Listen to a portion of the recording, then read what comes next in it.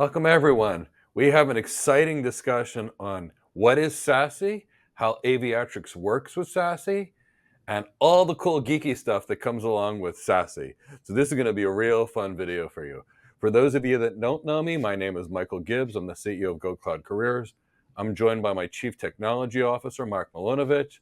But I have Aviatrix here. I have Bryan Ashley, who's a VP at Aviatrix, and I have Woody Woodworth, who's the Director of Solution Strategy over at Aviatrix. So we're going to get deep, we're going to get techie, we'll get a little geeky, and we're going to have some fun here today.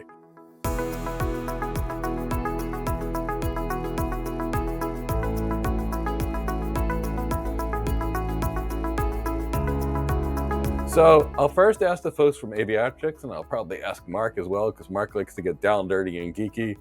What is SASE, or Secure Access, Secure Edge? Right. SASE is interesting. It is an ever-evolving, ever-changing kind of way of applying security at the edge of your network. It begins with the presence of a device, usually a proxy or a firewall, that can make secure connections outbound to other locations, usually IPsec. It doesn't have to be. Some of these are now we're going to get geeky already, higher up the stack into a browser-based thin client, or what we would call a TLS-enabled connection. But these firewalls and edge devices over time, through the SASE platform, have become more and more sophisticated, which means they're looking for more and more things in these conversations to apply security and policy to. So they are looking for user information, they are looking for threat information, they are looking for user location, they are looking for other little bits and pieces in the application that security professionals want in there, like tokens and timestamps, to create this comprehensive policy really about who should access the network, when they should access the network, and why they should access the network.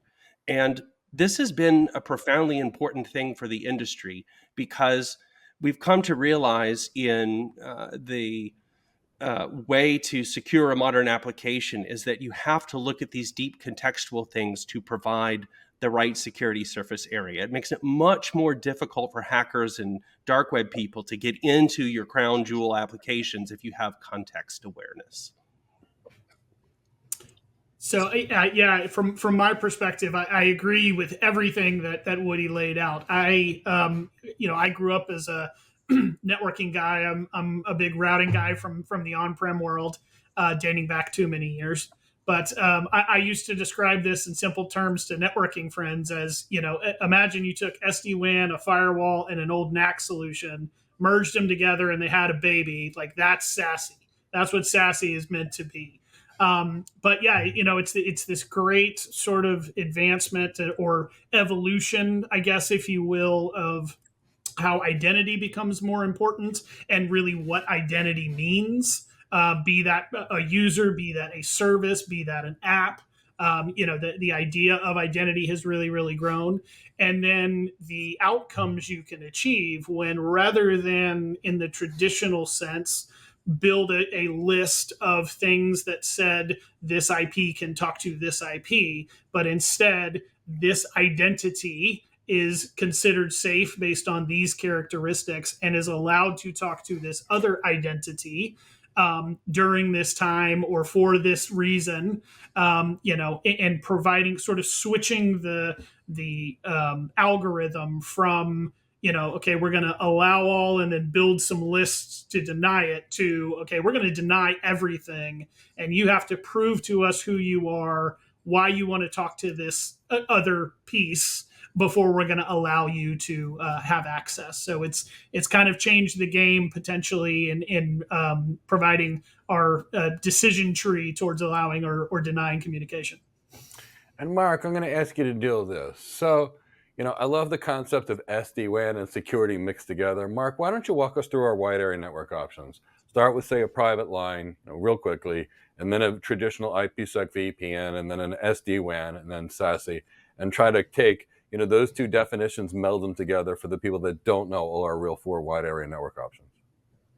All right. So generally speaking, in networking, we have what we call private lines.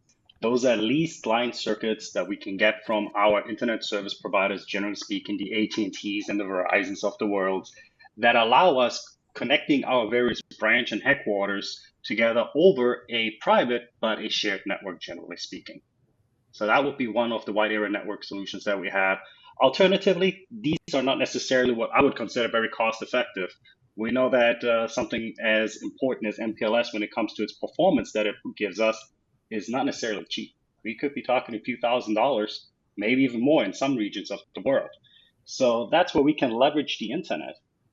Problem with the internet is not very reliable most of the time. We're not able to apply some of the quality of service parameters to it. The performance also, depending where we are, is not guaranteed. At least we don't have no real service level agreements.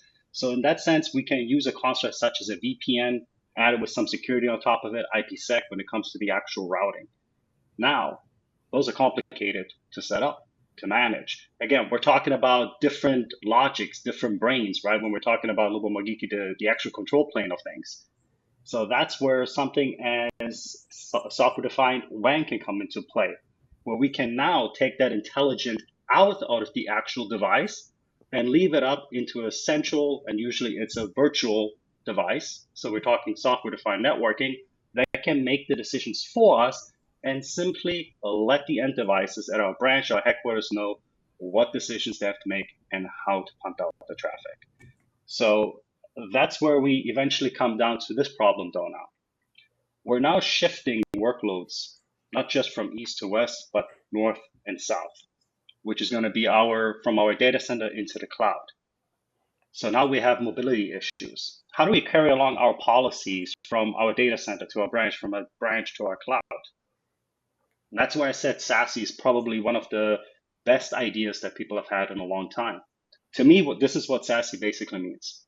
You marry the best of networking with the best of security, and you try to unify it across one platform.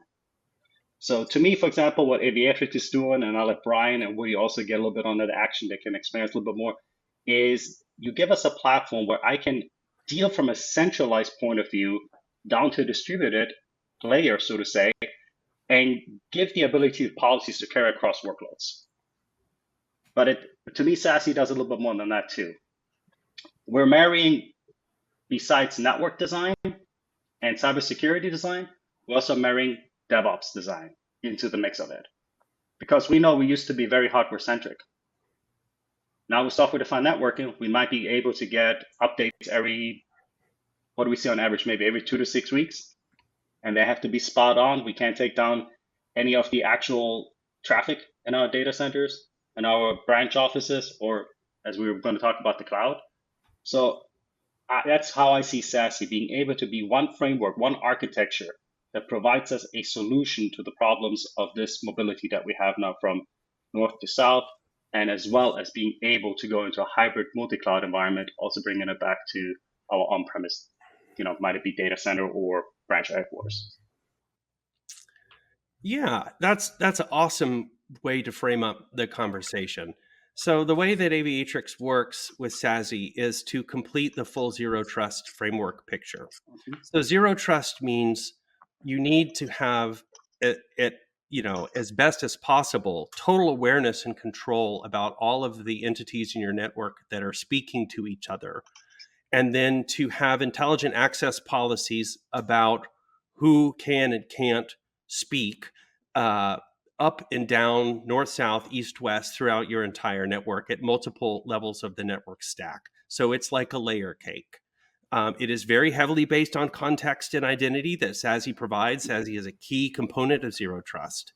But there's another component of it, which is the east-west part, workload to workload, application to application that lives inside of your network beyond the edge. That is where Aviatrix can be extremely helpful. So we supercharge a SASE platform by adding additional orchestration and sophistication to zero trust from an east-west perspective, because once a bad player, malware, a worm, a rootkit, whatever is in your network, the next step is to stop lateral movement.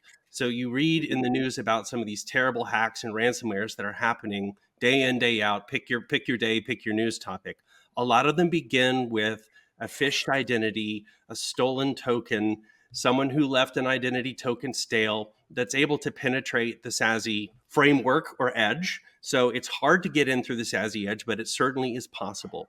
Once these attackers get into your environment, they can lay dormant for years, but they're without detection because people aren't doing good microsegmentation, zero trust, east-west. And then they're able to move from system to system through process elevation and grabbing different privileges. And so there's a bunch of terrible hacks that live in this world. So the analogy I have is like a cake. SASE is like your frosting. That's the part that you have all of your decoration and embellishment and deliciousness on the outside. But then you still need to worry about the fundamental cake part. So it's pretty hard to make a cake without frosting, but it's much harder yet to make a cake with just frosting. You really need to have the full kit and caboodle working together to have the complete zero trust framework.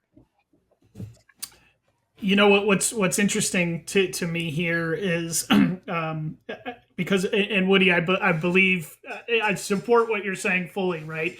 But I think about, in a lot of ways, these aren't new problems, right? Yeah. I mean, if you think about in the on-prem world, right, we tried to solve some of that east-west. We used to talk about the hard outer shell and the soft GUI center if you got inside the data center and you had free reign. Yeah. And we tried to protect that. We would throw line cards in 6509s and try to figure out how we could protect internal traffic. It was expensive as could be. There was no way to centrally manage this stuff. And so it was a nightmare, right? It's amazing how much software-defined networking has enabled us to change that approach and re-look at the way in which we can do distributed security that marries up to things like SASE really, really well to give you, Woody, to your analogy, the full cake. Right? We can marry those things together now, but in a consumable, manageable way. I think, again, a lot of what we're talking about with SASE, when you look at all the components, sounds very complex in trying to figure out, what are these identities? How does it tie up, in higher up in the stack with TLS? How do you marry all that stuff together? If you then layer on, okay, how did I then extend that into the cloud across my different clouds, right? It becomes overwhelming. But I think what SASE does really, really well in marrying the best of networking and the best of security is still making it consumable, still making it to where it's easy for folks to use, to deploy policy sets. And I think that's really where, from a software-defined sort of networking and network security perspective with Aviatrix, we try to marry up to that simplicity of use and simplicity of policy sets as well. Now, would you say, we've kind of discussed a few features and functionality that your platform has, and it sounds very much to me that Aviatrix as a whole kind of could fall under the SASE vendor type of banner, especially the way you guys unify security networking. Does Aviatrix consider themselves a pure type of SASE vendor? No. Bryan, you want to take a stab at that? Go for it. Go for it. Yeah. We dwell in the center of things, which is the cloud native networking stack. So we enable VNet to VNet, VPC to VPC, region to region, cloud to cloud, networking and security and elegance. And then throughout all that, we embed security and distribute it, and then give centralized policy control and all these things. So we're like this big distributed firewall. It's like having a firewall everywhere, but it acts and feels like one giant firewall. But where we help enable SASE is that we are voraciously vendor neutral when it comes to all of the different edge technologies that connect to us. So we have some very large customers, Fortune 100 customers, that have successfully implemented some very sophisticated cloud security architectures by using us for what's happening inside the cloud and between clouds, and then easily coupling or bolting us to multiple SASE environments, because we speak all of the vendor neutral protocols. You can come to us with VPN, with IPsec, We understand TLS. So you can buddy up your SASE systems. You can use Aviatrix, and then you can unite the entire thing through, say, Terraform, so that you can roll out the security capability and scale it through automation. And that has been very successful for us. So as a customer, I would be able to bring along my SASE vendor and have them plug into basically your network stack. That's exactly right. Yep. Yeah, which is a very common deployment scenario that we see. Again, I think I mentioned this on one of your episodes before, but when we first started to face COVID and everyone had to scatter back home, it was very common for SASE solutions or a lot of these solutions to gain serious adoption. And then, of course, now, right, we still have some of that remote work, but a lot has started to come back. And so trying to figure out, we loved the security policies control that gave us. Often it was better than when they were in the office in the first place. You would plug into the office and you could connect to everything. And then, so COVID sort of forced us to take different approaches. Now, as they come back into the office, we don't want to give that control away anymore. It's like, okay, no, that becomes the new normal. Mm-hmm. So anything that we do moving forward has to be able to integrate into that kind of policy set, right? We have to be able to look at things from a zero trust perspective. So it's very, very common for enterprise organizations to look at whether they're new to cloud, they've been in cloud for a while, and they start looking at Aviatrix. They have these tool sets that they want to integrate in. A lot of times they do a great job of to cloud, be that, user to cloud, site to cloud, and they're really struggling with the things that are happening inside of the cloud. So marrying those policy sets together and maintaining the simplicity is a very, very common use case that we run into with our enterprise organizations. Yeah. Fantastic. So if I come from a brownfield environment, I don't have to give up my current infrastructure to be able to use your platform and integrate my SD-WAN solution, my SASE solution into the Aviatrix network and access stack, correct? That's correct. Yeah. I mean, look, the reality is, right, every vendor out there would love to say, hey, we're the one tool that can do it all and you don't need all these other things. That's not realistic, right? I mean, people have they have the tool sets that they love. The world is about integrating, right? And so there's, as a function of where we sit and what we deliver, we have to integrate in with some of these other players, either because they cover those solutions much better than we do, or it's the enterprise organizations have their policy sets already defined, and to lift them over to a new platform would just be, a monumental task. So yeah, we are definitely a system that can integrate into a lot of those existing solutions. And Mark, I know you've got another question, which is great, but I want to highlight something Bryan talked about, and I really like it. Everything is about integrating. Mm-hmm. Nobody can do everything best. And, when I see someone try to say, look, we're the best at this, we're the best at this, it's like, you can't be the best at everything. And, if you can leverage the best of this one and the best of this one and the best of this one, which we always called best of breed, you can really develop the best solution for your clients and drive the most transformation. And in many cases, do it in a more elegant and simple manner than if you try to put all your eggs in one basket, which not only produces an availability problem, but you never get the best of anything that way. So I really like that. Don't perceive this next line of thought as a knock on SASE at all. It's not. SASE is critical, and we've already gone through that, and it's innovative, and we've already gone through that, and it's critical. But it's in its infancy, so we want to keep that in mind. That's right. So this is not a knock on SASE. But what kind of happens without Aviatrix is that you're working in your cloud environment, and you're uniting your on-prem world hybridly with cloud, as we know that's here to stay. And then you set up your SASE on the edge of your cloud networks. And then from an architectural perspective, you go to your cloud providers and you say, okay, I'm ready to hand off this signal that's coming in through SASE to my network security stuff that's happening in the cloud. How do I do it? And the cloud providers go, I don't know.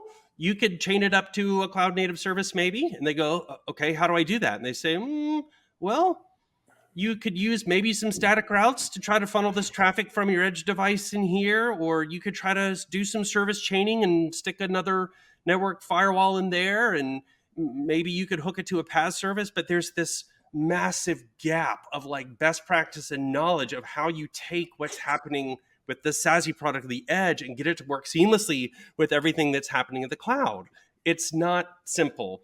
You end up with these chains of virtual machines, each with their own availability, their redundancy problems. So you end up creating this very brittle mesh of things that's punting packets from one to the other to get all this through. So Aviatrix comes in and says, stop, time out. Listen, we speak IPsec. We create a secure mesh overlay throughout the whole cloud network. Just bring your IPsec tunnel to us, hand off the whole signal, and we'll take it from there. There's no need for convoluted integration. There's no need to handle strange redundancy. There's no need for complicated service chaining. You create your tunnel to us, and we're going to stitch the whole thing together. So it's like a 5-minute conversation. And that has been very transformative for a lot of our customers that are wrestling with these disparate worlds, which is the world of SASE, which is still very much focused on traditional networking things, because let's face it, a lot of people are using SASE not just in the cloud. They're using it for their data centers, their branches, their headquarters, their campuses. The cloud is kind of the odd man out there, right? So then they're bringing cloud into their SASE, and then what gets dumped off on the other edge can kind of fall off a cliff. So that's, I think, where we're important. Yeah, I think the integration is important too when you look at it from a business perspective. We already have a huge problem with finding good talent. So having to retrain our current talent on other technologies is going to not be cost efficient and time efficient. And same thing if we're already running, let's say, our SD-WAN solution through a managed service provider. Trying to find our managed service provider whose team is adequate familiar with a SASE solution is also going to be a problem, right? So I like the idea of being able to use Aviatrix as the core to stitch everything together without having to get rid of my current team, especially if it's internal. If I'm using a managed service provider, it's somebody I know. They know my policies. So from a cost perspective too, I think as a business, that's a really, really great benefit. Yeah, and I think getting rid of the complexity of, okay, here we're going to use this cloud provider's load balancer, and then we're going to create a special DMZ, and then we're going to put a bunch of VPN concentrators behind this load balancer, and we're going to create this GRE tunnel back in, and it gets a little on the complicated side. Now, it's a fun science project for me, and probably for all of us, but I don't want science projects in my architecture. I want something that's as simple as elegant, because believe me, it's going to get complicated no matter what we do.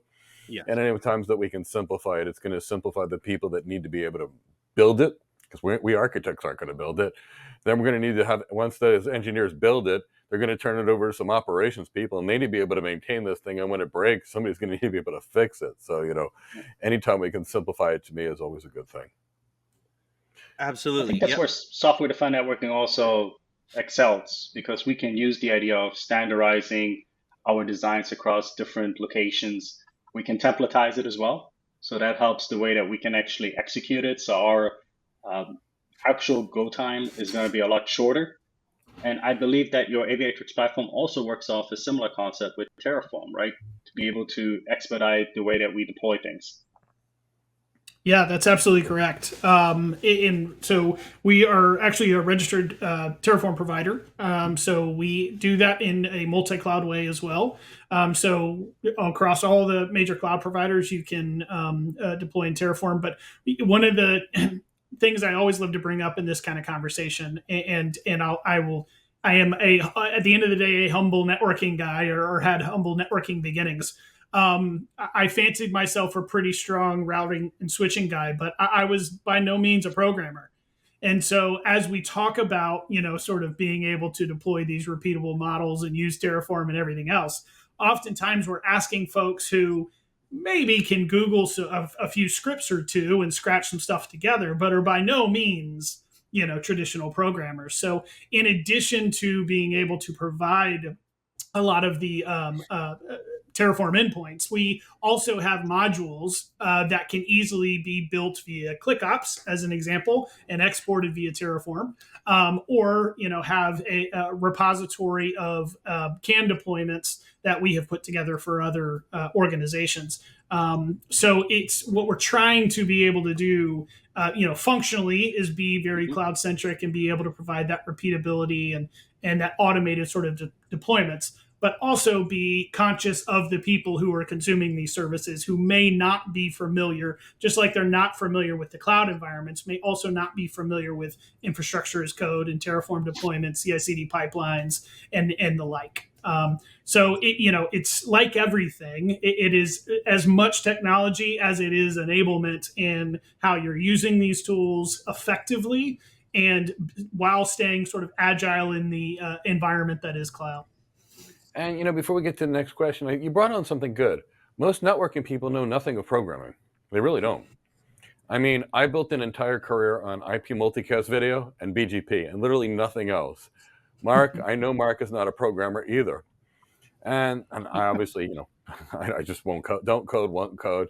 I had a manager that sent me to Sun Microsystems to learn how to write a bash script many years ago. And I said, why are you sending your lead network architect? And he said, because I want you to know. And I got back, they had an outage, and I never want you to touch the tech again. Go back to being an architect.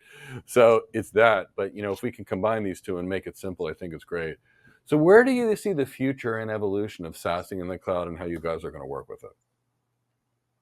Oh, that's a great question.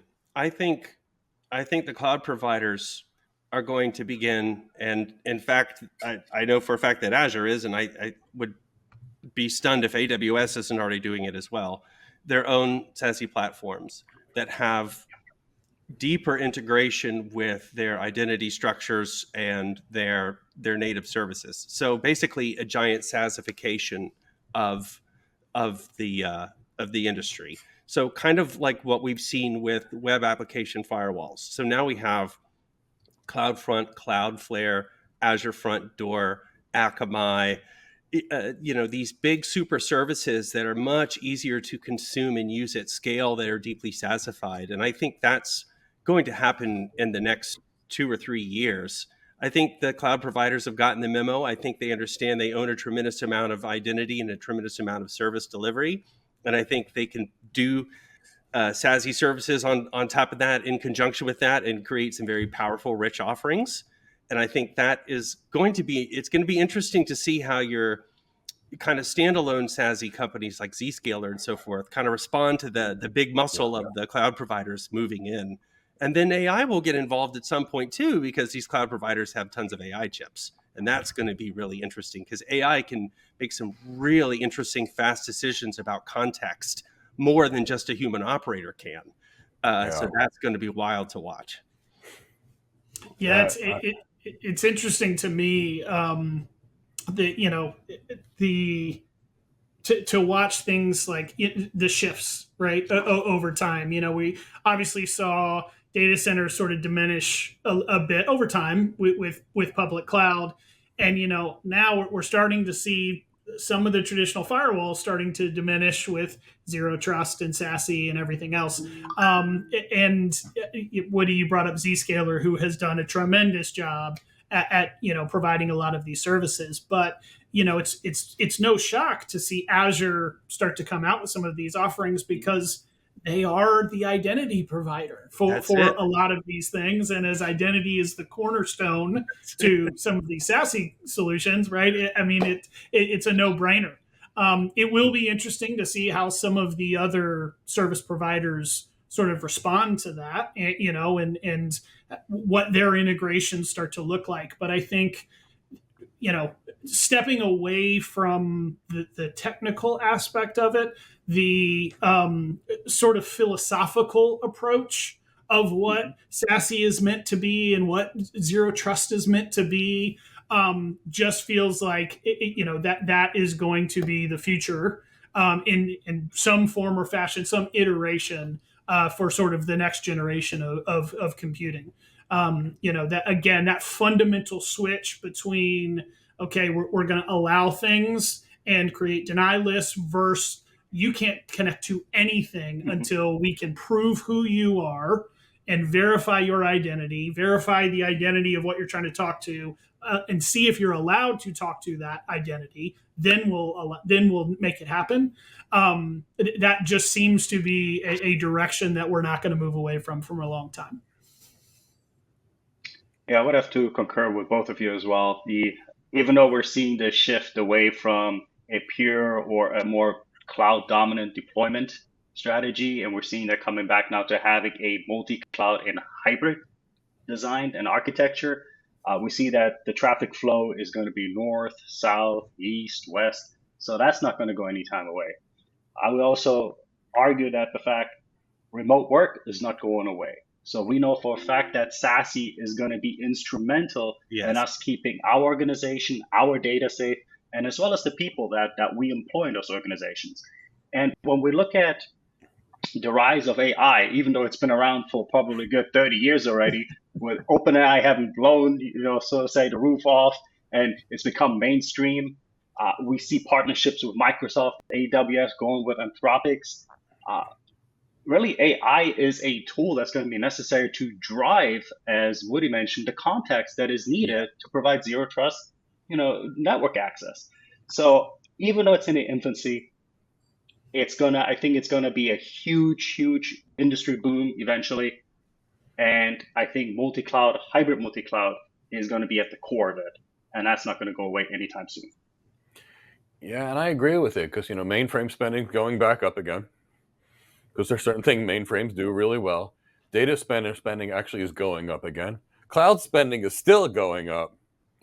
And we've got to connect these things. And we've got to do it in a simple, elegant thing where you don't have to be a rocket scientist. I think we'll end on something like this. I remember literally looking at my wide area networking links and trying to look at the 5-minute averages you could pull from your Cisco routers to try and determine capacity planning, and then see what we could find on HP OpenView and all these other ridiculous netcool tools which we had to try and figure, this link's 10%, this link's 20%, this link's 85%. We better call the phone company and get another T1 or DS3 or whatever it was we're using. So yeah, I think the AI piece, as you mentioned, is going to be there.